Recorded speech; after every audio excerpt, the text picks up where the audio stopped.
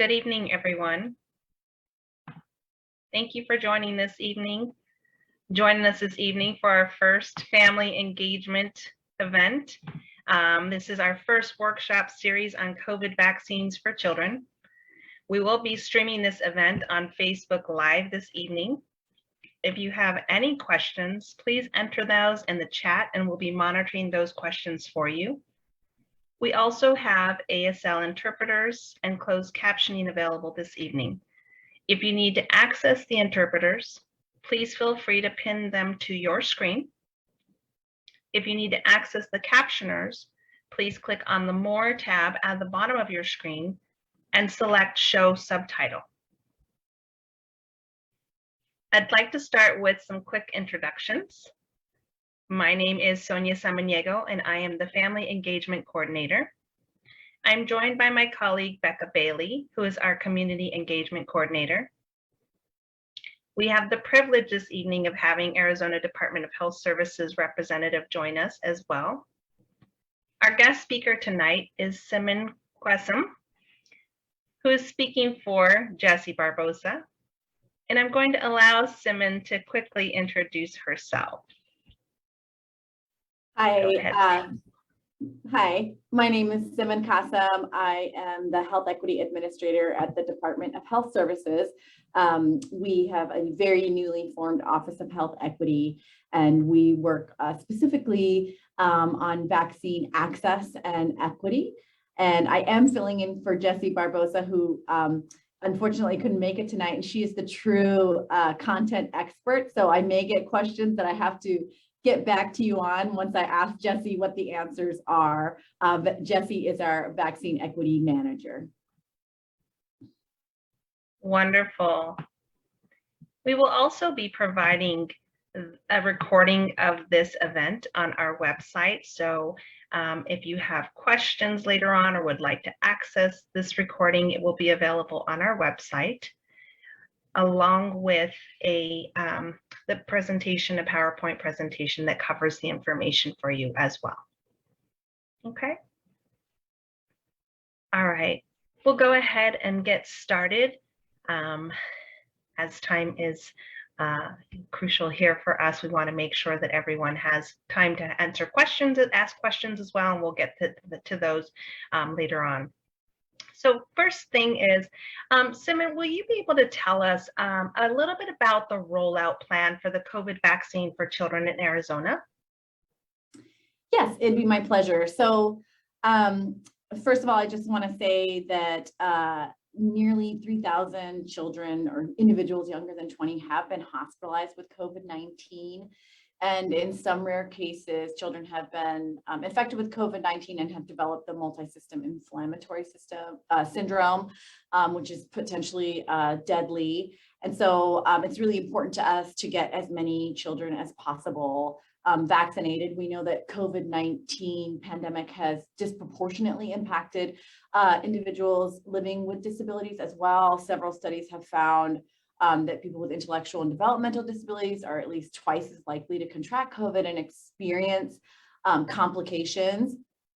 24.5 million doses have been administered so far nationally, not in Arizona, to young people ages 12 to 17.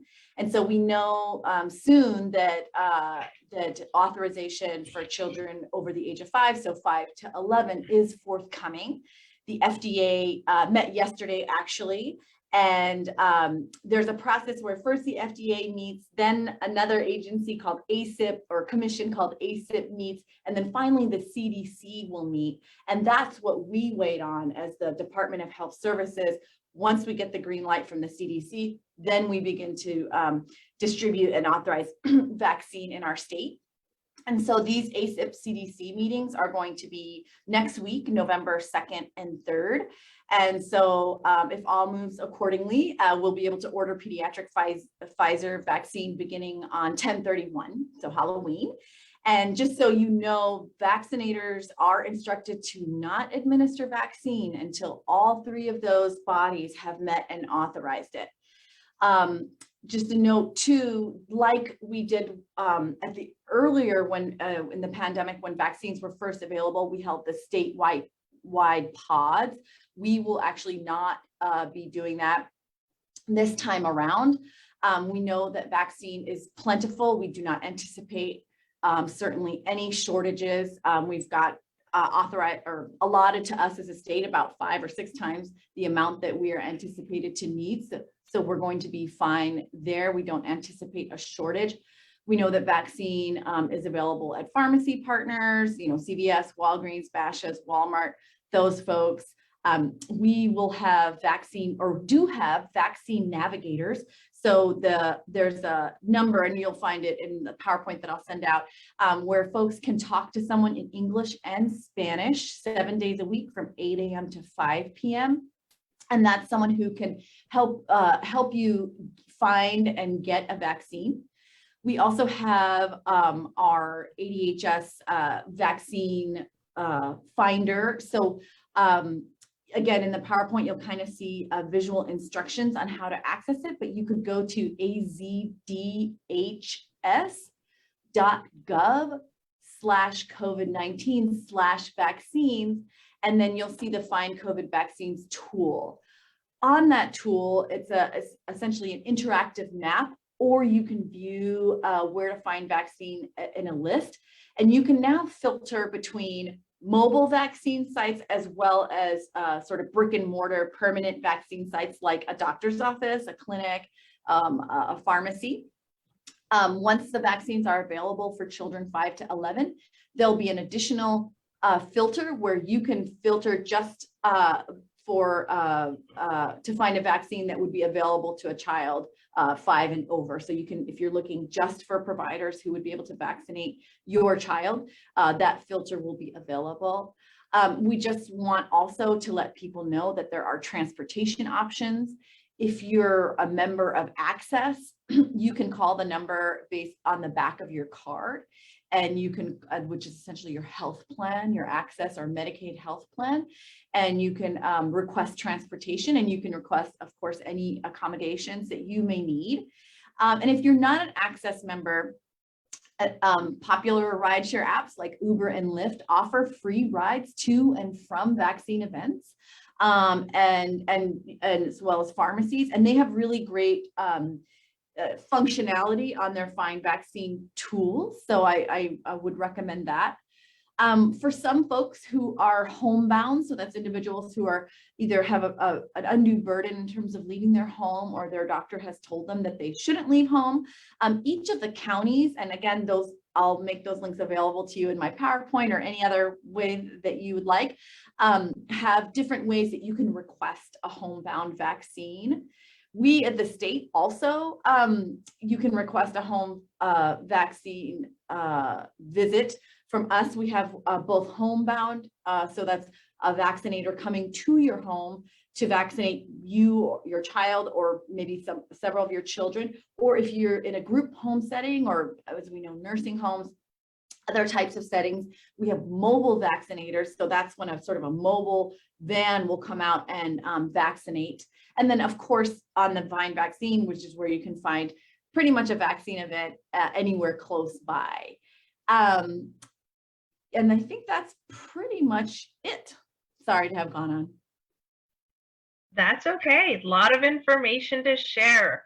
Looks like Becca has popped on here. She might have a quick question that has come up. Becca, is there something that you'd like to share for our Q&As, or got something there?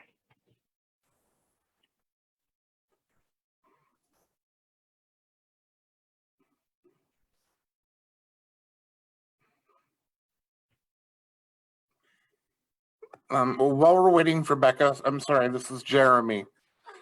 I think we have a problem with our captioning. I've been informed that it's not coming over to Facebook Live, so need to do a quick test. So can our captioner please type something right now that the auto captions wouldn't catch? Just anything.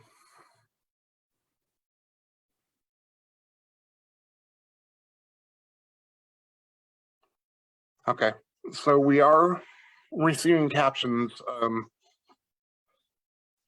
Yes, we can see the captionings here, but they don't appear to be coming over to Facebook Live is what I'm being told. So Go ahead and proceed. Okay, thank you, Jeremy. Okay, Becca says no questions at this point. Okay, perfect. So Siman, you just gave us a whole lot of information. Let's see, I wanted to just touch base. You mentioned the number of children that have been vaccinated across the US. Can you tell us how important it is for all children to be vaccinated, to receive this COVID vaccine? Can you give us a little more information on that? Yeah, so there are about 645,000 children here in Arizona that will be eligible once vaccine for ages 5 and above are available. And I think we all know by now how deadly this virus is. I was actually just in DC and saw the memorial where there's a little white flag on the lawn for each life that we've lost. And so this is a very deadly virus. The Delta variant is highly contagious. Right now, children 5 to 11 years old are not able to be vaccinated and are not protected. And we know that at least what we hear at public health, and we of course maintain surveillance on, which is that hospitals have increased cases of children with COVID. Phoenix Children's is a little inundated at this point. And so I think we have to really take the potential harm of this virus to children very seriously. And vaccine is the absolute best way to protect children, and they are safe. So, you know, the data that Pfizer submitted to the FDA had a study of 10,000 children, but that's also why I mentioned that over 24 million adolescents, so 12 and above, have been immunized, and without, you know, widespread report of you know, poor outcomes or consequences. And I'm sure the pediatrician will have much more information on that. Wonderful, thank you. You also mentioned several different sites and ways that the vaccine will be rolled out. Can you tell us a little bit more about how we can make sure that communication accessibility is going to be available at the different sites? You mentioned Spanish. Are there any other plans that you have to make sure it's accessible for users specifically who are deaf, hard of hearing, or deaf-blind? Mm-hmm. Yes. So, well, first of all, you know, anyone can request an accommodation for at any site, and we know that that's the law. Certainly, if the event is sponsored by us or where we're essentially paying for it, then we would of course accommodate that. And we actually have a order, like a link to a form where you can request a vaccine event in your neighborhood or wherever it might be, and you can tick off what accommodations you need, or all of them, and we will accommodate that. All of our vendors, so we're not the only ones, you know, providing vaccine is everywhere, but all of our vendors have been trained in ADA compliance and inclusion, and do practice inclusionary practices, as well as so again, in anticipation of the 5 to 11 authorization, ages 5 to 11 authorization, we are working with or collaborating with folks, just like the Council for the Deaf and the Hard of Hearing. Thank you so much for your collaboration on an information sort of pamphlet for parents. And we will work to create an ASL video so that folks can also get all the information through the video. And I'm sure that Sonia, you will help in terms of disseminating that to folks who need it, and we'll certainly put it up on our website. So I think those are the ways that we are trying to make sure. There are other resources.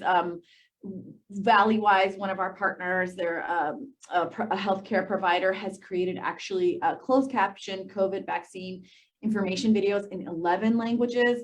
Valleywise has a long history of working with the refugee community, so they even have one in my own father's tongue, Mai, which is a language that's spoken only in a small region of my home country of Somalia. So let me think. I don't want to be forgetting anything. And then again, of course, the map hopefully is accessible, but you can also reach out to our office, to Jesse. Wonderful.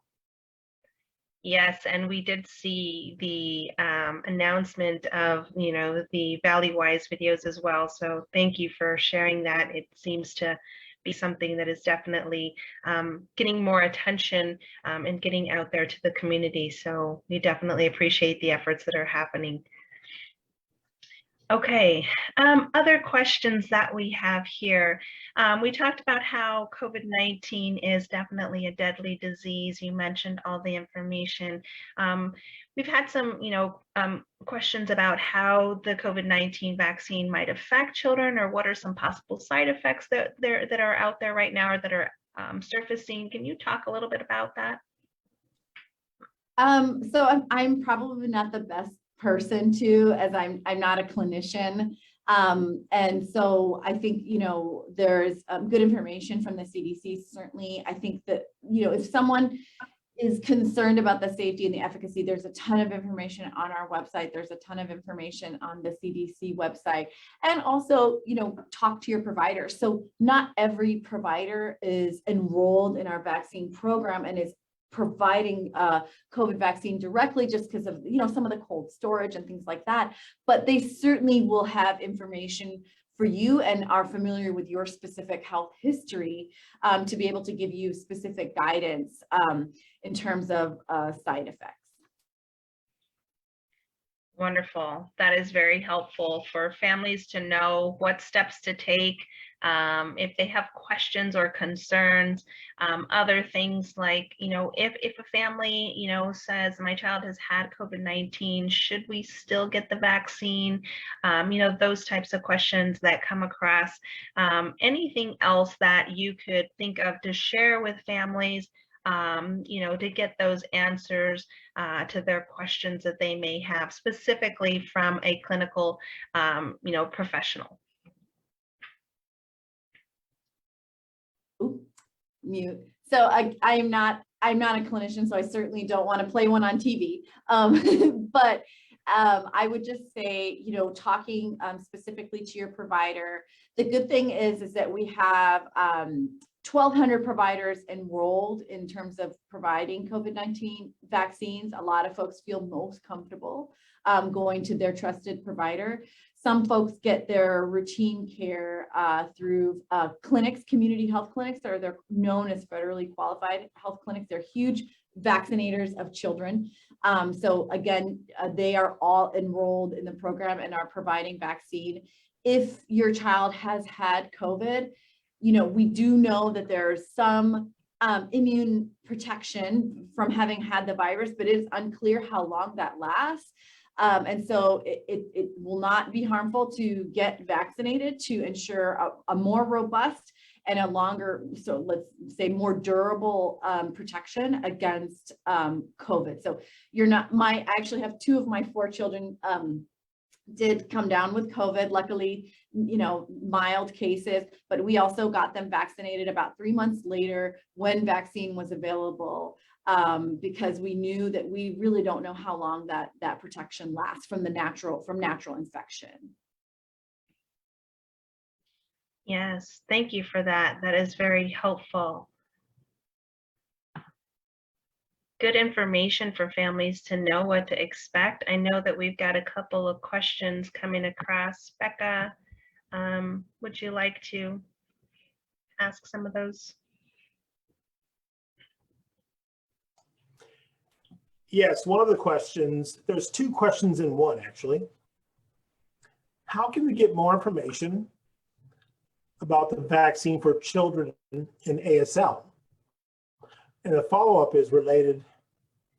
It says, will DHS start working with AZDHS and make this ASL information available? Yes. So yes and yes. So obviously our website, but we are already working with I'm sorry, I'm going to mess up that acronym. In order to make this information available through ASL, through video, and so our communications team is targeting a mid-November launch of this information. We're going to have information specifically about, you know, vaccine for children over 5 that's really geared at parents, obviously. And that information, or sort of fact sheet, will be made available through ASL video, or at least we are working to make that available.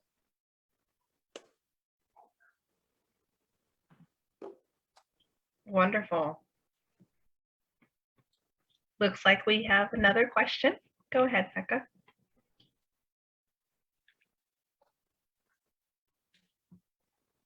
Great. Thank you for that information that you'll be working with AZDHS. That's wonderful news. Wondering, you know, for some people who may feel like they're not getting enough information from the ASL videos, are there different ways that people can get information? Perhaps sitting one-on-one and having an interpreter there with them to get information? Are there other avenues for that to happen? So in thinking of like having a site, like a pop-up site that has specific, I would say, accommodations, like for example, for children who have, you know, more severe disabilities, thinking about working with DDD to have like a drive-through so that children aren't having to sort of wait in line and become overstimulated and agitated and all of that. But in terms of just getting information about vaccine one-on-one, I would say, and I hate to keep saying this, but go to your healthcare, the provider that you do see already, because they are, one, going to be familiar with your specific health history and your specific health conditions, or your child's, and two, you know, be a clinician. We try to make everything that we know, as soon as we know it, available, you know, on our website. And we do have the vaccine navigator that you can call, like I mentioned, and I can look up the hours again, but they're sort of during business hours to get sort of that one-on-one TA about how can I find a vaccine, or, you know, what are the side effects, what vaccines are available where.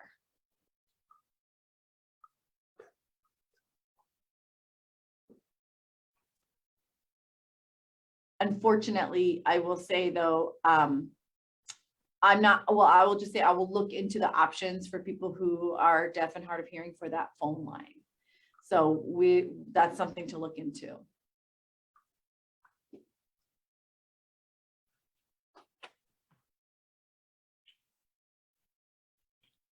Okay, great. Thank you. Becca, do you have another question there?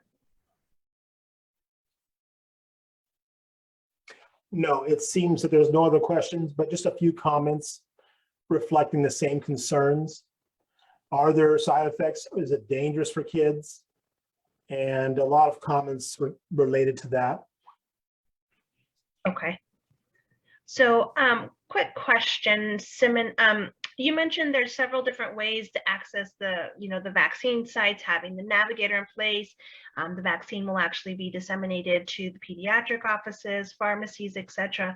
Is DHS working with these different locations to provide them with additional information regarding the accessibility resources that are available, or how is that information currently being disseminated to the external sites or mobile units, or those that will be providing vaccine, to make sure that if an individual who's deaf or hard of hearing, you know, goes to their pediatric office or goes to one of the mobile sites, that they too are aware of those resources? Is there any efforts that are currently in place right now?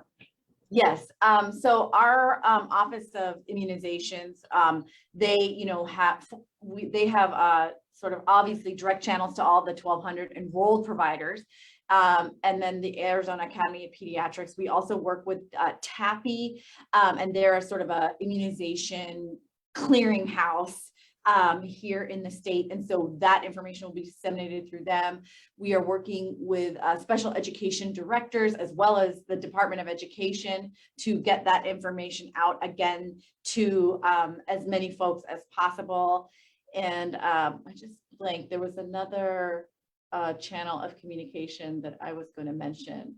But we are working, oh, I know. our health equity, we have a vaccine equity task force. That's a statewide task force. And it's really just, it's like a technical assistance call for hopefully all the major providers of vaccine across the state.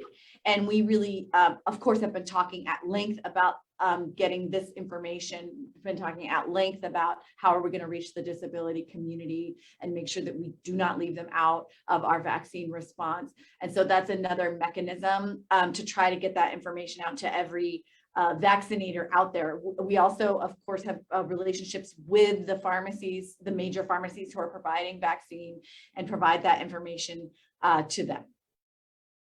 And our Vaccine Equity Task Force has about 300 members statewide that are providing vaccines, from health departments to pharmacies to you name it. Wonderful. It's great to hear all the efforts that are happening behind the scenes in preparation for this release and the launch of, this vaccine for children. So we all know that when this pandemic hit, that we had, the vaccine available, lots of infomercials and information that was accessible through, television, through Facebook, different, platforms. Is there any plans for DHS to provide that as the vaccine is rolled out and available for children as well?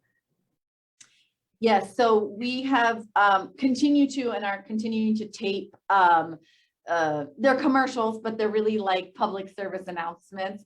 And those have been filmed all over the state in I think 10 different counties. And we've, used sort of, not used, but partnered with like influential people from those counties, as well as doctors, to sort of be trusted messengers of the information. Those commercials will be updated for information on as boosters, and as well as the children over 5 vaccines. And then those are, of course, will be pushed out through our social media and on YouTube. So that's something that folks like you guys, the AZDHS, can share. And I have had the conversation with our communications about the closed captions, which we do include. Some of the broadcast networks don't allow us to do the closed captions because they themselves provide it, but we provide the closed captions on all those commercials. Wonderful. That is great. It's really good to know that those things are in place and to be able to look forward to those, so that we can also inform our communities to, be looking for those things as well. Looks like Becca has another question for us.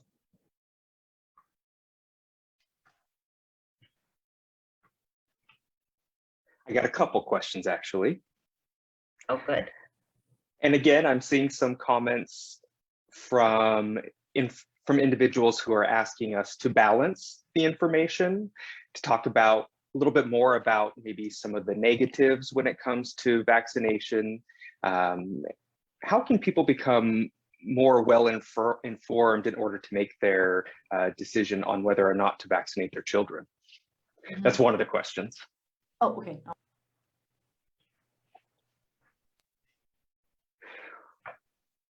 And the second question is the vaccination FDA approved? So not yet for 5 to 11-year-olds. And what will come down, yes, FDA did meet yesterday, but that will be emergency authorization. So full authorization, comes after that, after more data.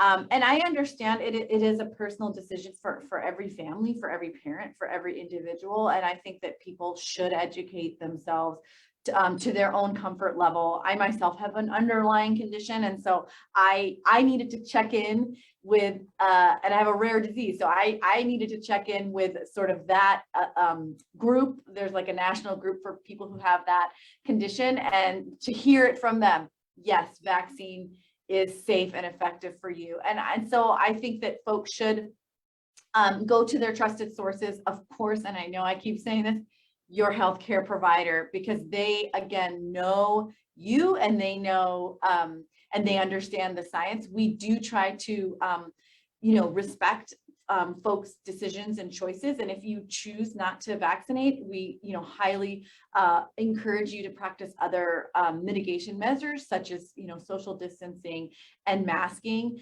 And we try to provide, again, evidence-based information from scientists who study this and know this.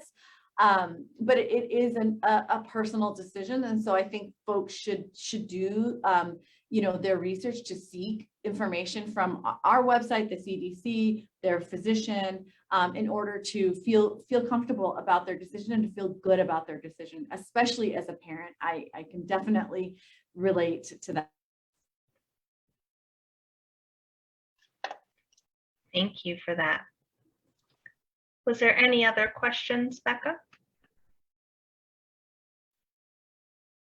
Not at this time. Okay.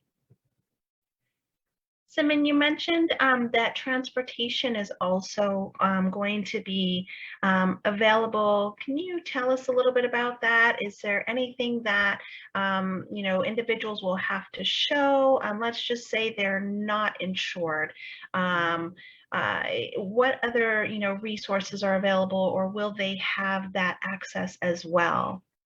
Right, so that's why the popular rideshare Uber and Lyft, we are very grateful, because there are, of course, about 11% of Arizonan adults and about 8% of Arizona's children are uninsured, and so would not have access through their insurance provider. And so Uber or Lyft, those rideshare apps are offering free transportation to vaccine pop-up events. And there's also, if you kind of navigate to that, they are off. You can even they even help you find a vaccine event close to you. And I am not sure what you would have to show. Obviously, you would have to be you would have to download the app on your phone, or maybe use a friend's to get that ride. I think you need to just share a phone number so that they, your driver can call you, because sometimes it's like you're on this corner and they're in that corner, and they need to be able to reach you to facilitate picking you up. Okay, thank you. That is helpful. One other question regarding the communication and accessibility. AZDHS, during the rollout of the vaccine, we provided the communication card, in the large print as needed. It was English and Spanish. Is that something that continues to be disseminated through the Department of Health Services? Will that be included in these efforts of communicating with community partners as this rolls out? Can you tell us, are you familiar with a communication card? So I'm new, just started in August, so I'm not, but if we connect afterwards, definitely, we're hoping that this handout that we're creating, and it's going to be digital, not necessarily a physical handout, but certainly people can print it, will have, that same information. But I would love to connect with you guys and to learn more about the card and to see, dissemination or making sure the same information is available. Wonderful. We'd be happy to share that information and see what we can do to make sure that, that information is included in those pediatric offices, that we can get it to the mobile sites, all those different providers, making sure that families have that information. Great. Let's see. Becca, I don't see any other questions on my end here. Do you see any that I'm missing? Okay. All right, this is great information, Siman. We really appreciate this. Just trying to sift through some of the comments here as well. Looking at all of these, I think we've touched on quite a few of them. Other questions regarding efforts that are happening in the rural communities. Are there anything that you are hearing from the rural communities? What can you tell us about the efforts that are happening in some of our, areas that really just don't have the access to services, including transportation? Right. So we have partnerships with the Arizona Center for Rural Health, as well as most of the counties, including the rural counties, to provide vaccine, as well as, of course, the health department, the county health departments, and also the Center for Border Health down in the sort of Yuma border area. And in addition, we have a formal partnership with AZ Silk, who has good sort of through emergency preparedness. They have good infrastructure erected to get information to everyone, including the disability community. And so we are working with AZ Silk on how can we get some of these messages, including perhaps the communication card, out to as far, penetrate as much as we can in terms of the rural area. We know that transportation is limiting there. And we know they're just like, if you look at the map, there's just not as many pins in the rural and remote areas. And so we are certainly, I think from our perspective, and with Jesse and I, when we sit there and strategize about, okay, because we try to fill the gaps and we see that there are big gaps in the rural areas, really welcome folks if they could tell us, like, I'm willing to host an event. We have the ability to do a mobile event, a homebound event, or a pop-up event in all 15 counties, but sometimes we are not as aware of who wants one. And so we really,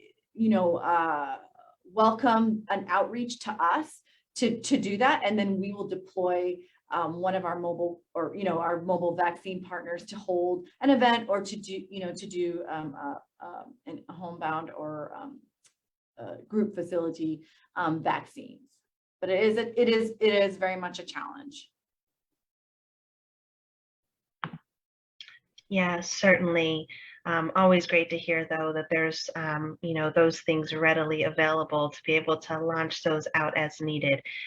Very, very helpful to know that. Thank you on that for sure. Becca, looks like she's got another question for us.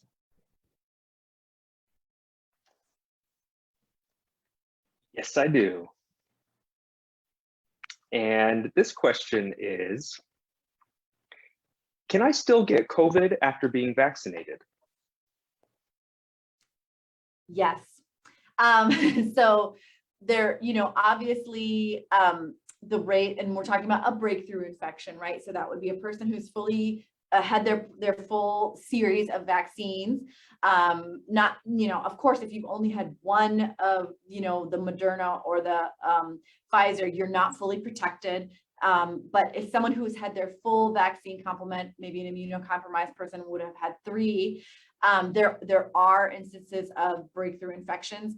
We, I believe, have started tracking that on our vaccine dashboard. I forgot to mention, we have a whole data dashboard on our website. You could just Google AZDHS vaccine dashboard or COVID dashboard. And we have started monitoring and tracking breakthrough infections. It's a little tougher sometimes with knowing what's a breakthrough case versus a vaccinated case. But that is possible. We always knew that no vaccine was 100% effective against contracting COVID at all. But we know that they're extremely, I would go so far as to say 100% effective, but not quite, towards developing serious illness, hospitalization, and of course the ultimate thing we don't want to happen, which is mortality. So vaccines, even if you had a breakthrough infection, so you're fully vaccinated and you contracted COVID, your likelihood of contracting a much more mild version of the disease is nearly 100%. So you're very protected in that regard. I worry about that every day myself. Will I be the 1% that has a breakthrough infection? So I do understand that anxiety. And that's also why, the boosters now are coming on stream. And we do encourage people like myself to get a booster and to re-up on that protection so that we can resist this very, very, very contagious Delta variant. But yes, it is possible. No vaccine or medication that I know of is 100%. So there is a chance. But I will say anecdotally, when we, again, talk to hospitals, when we talk about, when we think about surges in hospitals, the vast majority of hospitals, folks who are hospitalized for COVID are unvaccinated people. And so your best protection still by far is to get vaccinated.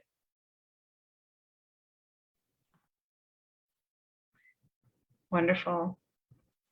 Thank you for that. Just gonna check in with Becca. Have any other questions that have popped up for us? Okay, go ahead. Yes, I've got one more. You were just talking about the Delta variant. Can you tell us a little bit more about how the Delta variant is similar or different from COVID-19 as we know it? Again, I will just say, not a clinician, don't want to play one on Zoom or Facebook, but I can, share that the Delta variant. So, and how I've heard it explained by people who are clinicians is, when you contract COVID, you replicate a ton of virus, and so Delta is much more contagious because you end up replicating so much more virus, and so it is much more contagious. So it takes a bigger, higher wall to keep Delta out. It is just unfortunately through just about I think it's like a 1,000 times from like sort of the original strains that we had in this country in terms of producing virus. And again, that's the virus that is shed and spread to others. Wonderful. Thank you for that information. Don't be satisfied with my answer. I would definitely look at CDC information because I am not a clinician. Yes. Thank you for sure. I really appreciate that information. Looks like we don't have any other questions or comments at this time. I really want to I just want to say how much we appreciate you taking the time to join us this evening to provide information to families and how this, is going to roll out for the vaccine for children. Thank you again. This information is really helpful to our families and really knowing where to go, where to access the resources. Doesn't look like we have any other questions or comments at this time. So we'll go ahead and wrap up for this evening and end just a little bit early. So I really appreciate you taking the time, Siman, to be with us today. And we will definitely be in communication on how we can continue to partner and make this a smooth rollout and transition for our families and our community. Thank you. It's my privilege to be invited. So thank you so much for having me. Absolutely. You have our contact information. If any questions or comments come up later on, we can definitely share those with you as well. And hopefully we can have those Q&As somewhere posted for families as you do with everything else. So thank you again for being here with us, Siman. I appreciate it. Have a wonderful evening. Thank you so much for your time. Thank you.